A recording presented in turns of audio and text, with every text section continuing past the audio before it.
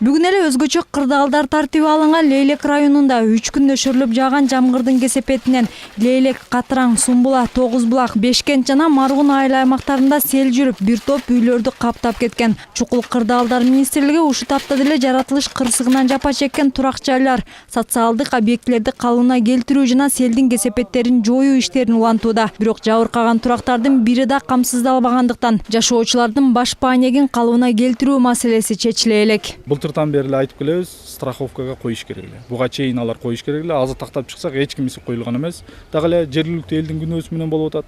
Ал эми мамлекет тарабынан же болбосо МЧС тарабынан бүгүнкү күндө акча каражат андайга жардам биз бере албайбыз. Бул боюнча эгер палаткага чыгаргандан кийин мамлекеттик эмес уюмдарга жана башка уюмдарга кайрылып жардам берүүгө биз аракет жасайбыз. Чындыгында минтип күтүлбөгөн жаратылыш кырсыктарынан улам бүлүнгөн мүлктөрүн же биротоло жарактан чыккан турактарын кайра калыбына келтирүүгө мамлекеттен сууда бөлүнбөй калганы маалым. Аларга бир гана мамлекеттик камсыздандыруу уюму аркылуу көмөк болушу мүмкүн. Бирок ал үчүн айылдагылар 600 сомго, шаардагылар 1200 сомго мүлкүн коопсуздашы зарыл. Жерде 7 филиалыбыз иштеп жатпайбы? Кайсы жерде сел жүрсө, шамал жүрсө, ошол эле күнү комиссия барат. Анан кийин ал жерден документ топтоп, анан головной офиске жиберет да. Головной офиске келгенден кийин биз ошо документтерди карап туруп, жанагы февраль айындагы бекитилген методика бар.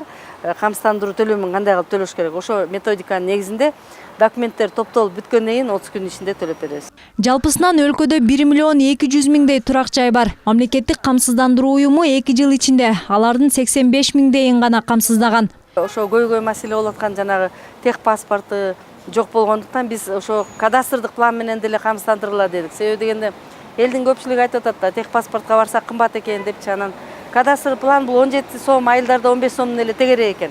Ошо кадастрдык планды алып келип камсыздандырса боло берет.